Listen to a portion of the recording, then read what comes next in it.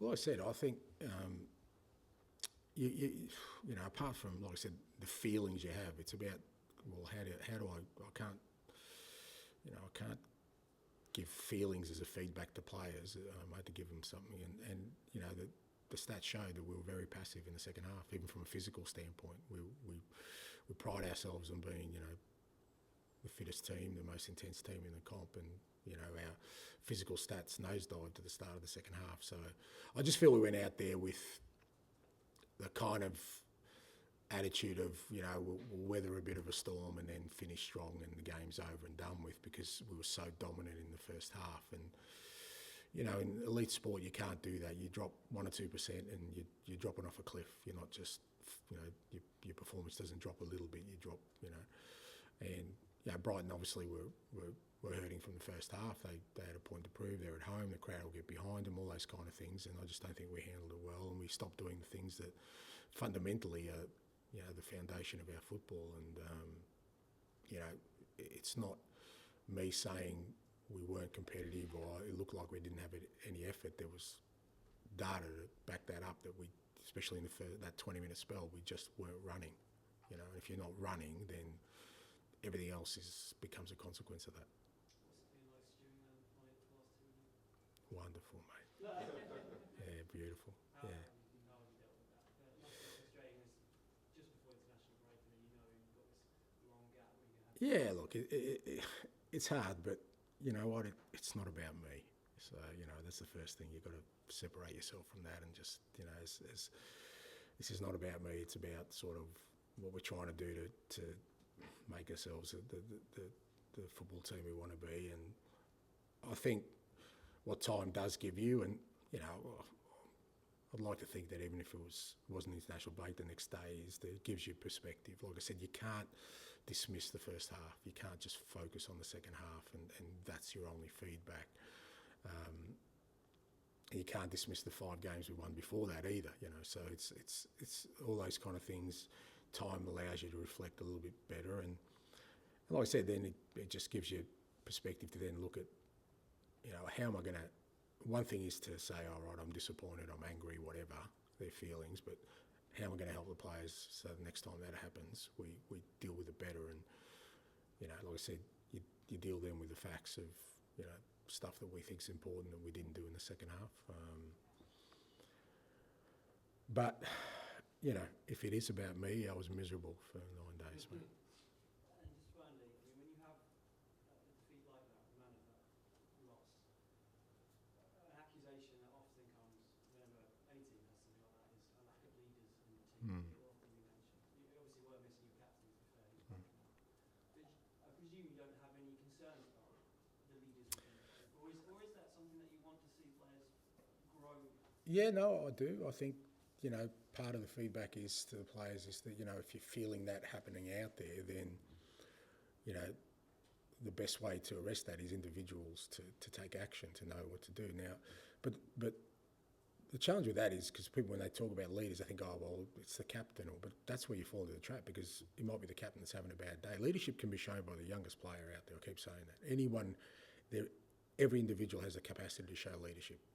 You know, whether that's in a football field, in your workplace, wherever, you know, it could be the most inexperienced person that does an act that inspires others, you know. So leadership is, in that moment, taking ownership of something. And I think we didn't have anyone who did that through that time. So, you know, that is part of the discussion with the players, you know, because maybe they are waiting for, I don't know, Romero or somebody like that to do it. But if they're not doing it, well, you can't just stand by and let it happen. You know, if you're Mickey van der Ven, then you can do it. You know, if you're Brennan Johnson, then you can do it. You know, so that's got to be part of our growth as a team. You know, I still think, you know, as a group, there's still areas of kind of that sort of behaviour where, you know, we still need to grow, and sometimes you don't want to design it, and it's not great, but going through situations like that is how it's sort of laid bare, and then you can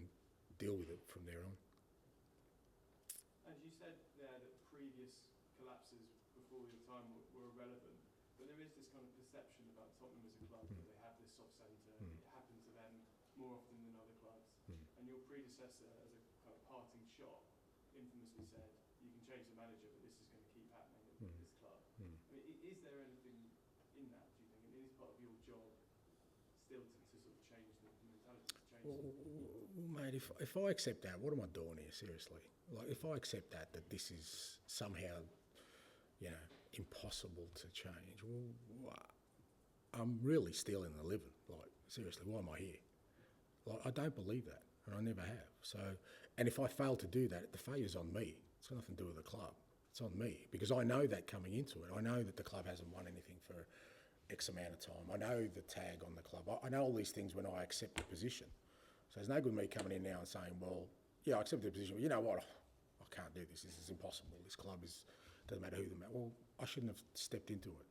I made the decision to step into it, knowing all these things, the same thing you know, I know. It's not a secret. It's not like it's only when you get in here, oh my God, I didn't know that. Jesus Christ, this club hasn't won anything for 14 years. Can you believe it? You accept that challenge. I accepted that challenge. So I can't sit up here now and complain that it's hard. Well, no, that's why I'm here. And it's up to me to change that. And if I don't change that, the failure's on me. It's on no one else because I've accepted that. So, and the reason I don't think the past is irrelevant because I can't change that. I can't do anything. I wasn't here. I wasn't part of it. And maybe it was impossible. I don't know. But where I sit here right now, I don't see it as impossible. I think it is achievable, and that's what I'm going to try and do with everything I have in my power to change. Is it harder to change that intangible mentality, whatever it is, than change the style of play? No, not necessarily. No, I think they're both equally challenging. In other places it's been more about the style of play. The mentality's been there, but the style of play, and that's still equally as challenging because some clubs, don't want to change it or don't feel comfortable changing the way they play, even though that's what they're seeking because it's a lot more sort of risky to go this way. So I think where it is challenging, whether it's football or whether it's mentality, it's when it's existed for a long period of time, irrespective of what it is, and it might not even be football or it might be something else. Anything that's existed for a long time is obviously difficult to change. It's very challenging, but like I said, you accept that challenge and you do what you can to change it. We'll have one from Matt and then one from Gary. Hello, Ange. Right. When you say stats were down, running was down at the start of the second half in Brighton, can you give us any context on that? We don't have your powers of analysis and software and things like that, but how much? Yeah, it's not that complicated, mate, because I'm not that sort of intrinsically involved in it, but it's fair to say that sort of our sheer volume of running probably dropped 20 to 30% in that 20 minute period. Our high speed running, our sprinting certainly dropped.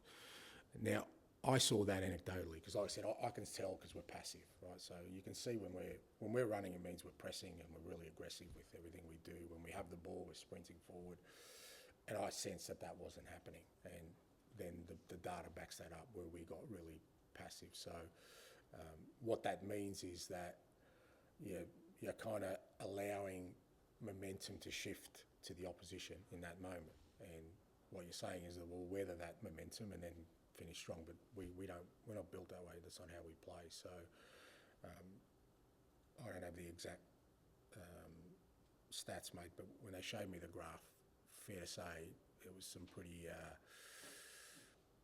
market heartbeats in there, put it that way, where we didn't flatline, we went off. When you show that to players in an analysis session, they've just got to swallow that, presumably. Well, I mean, it's not up for debate, is it? Like, the only thing that's up for debate is why. Now, the players might turn around and say, well, we were tired, or we didn't feel like we could. Now, when it's the first, like, if that's the last 15 minutes, okay, you're tired, I'll accept that. But when it's the first 20 minutes, that's a conscious decision made, right? Because we just come off half time. There shouldn't be a reason for it. So then you're trying to delve into the why. Why did we stop? And, I can give my summation and my assumptions around it. Players will do the same, and then we kind of find some common ground and make sure that doesn't happen again. Gary? Ange, you're probably not going to say what the player said, are you? Can we answer that? I didn't ask for feedback, mate.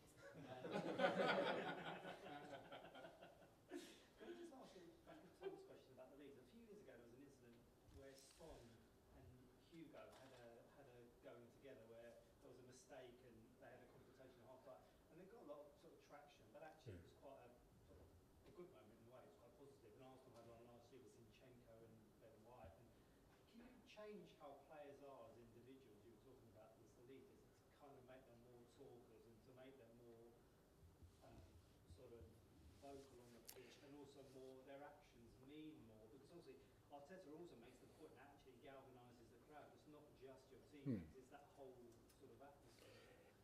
Yeah, look, and look, I think it's more commonplace than people may realise. A lot of it sort of happens, you know, in dressing rooms and stuff, where you know players aren't afraid to sort of speak up. But I kind of sometimes think that's a bit of a shield for me. Like I said, leadership is action. You know, is what you do in the heat of the action. Afterwards, it's easy to argue. It's easy for me to say, well, you should have done this, you should have done that. But in that moment is what you do. That's leadership. You know, where the instincts are to kind of do something about it, but for some reason you don't, because I don't know, because you don't feel it's your place, or you don't feel confident enough, or you don't. You know, that's leadership. And like I said, that comes now. Obviously, your more experienced players tend to feel more comfortable in that space, but you can't just wait for that. You know, like I said, what I'm trying to impress on the group is that you know they have the capacity within themselves to show that leadership, and you can change it. I think it's behaviour. It's not so much. I mean, the leadership where you want somebody to be vocal, that's hard to change because that's a personality trait, right? That's some people just don't. You know, like Romero's not a big talker, but he leads by example. You know, and so I'm not going to change it and say, listen, because you got to speak more. Well, no, I'm not going to. It's like that's personality, character, but behaviour you can change. Because behaviour is action. So you say, okay, you're not going to talk, but you know what? Next time is a 50-50, go and win it, and that's going to inspire everyone. Or you know, make sure that we're doing the disciplined things. Tell people to go and press. You go and press, and then they'll see you pressing. So that's where I think you can change it, and you can sort of develop leaders. Thank you very much. Well done, Ron. Good job, mate. I haven't missed Anthony at all. Anthony who? Yeah, exactly.